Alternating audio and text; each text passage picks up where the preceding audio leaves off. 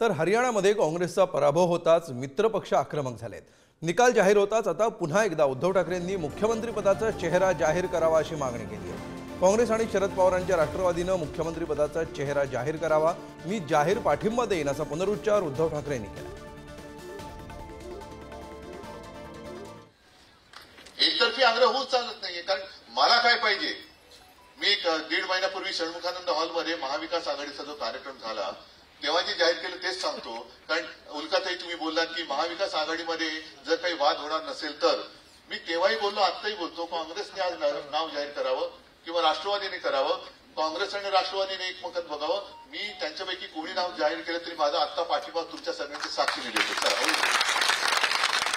कारण मुळामध्ये मला माझा महाराष्ट्र प्यार आहे। बोललेले षण्मुखानंद हॉलमध्ये बसले, आम्ही सगळेच होते। उद्धवजींचं मत त्यांनी अतिशय स्पष्टपणे गेले, म्हणजे मला वाटतं षण्मुखानंदचा कार्यक्रम 2-3 महिन्यापूर्वी झाला असेल तेव्हाही बोलतो। नाही मान्य आहे, मला वाटतं राऊत साहेब आता जयंतराव आणि ते सगळे मीटिंगमध्ये आहे। तुमची जी टीम असेल तिथे जिथे चर्चा चालली आहे तिथेच हा प्रश्न विचारा, ते सगळेच एकत्र आहेत तिकडे।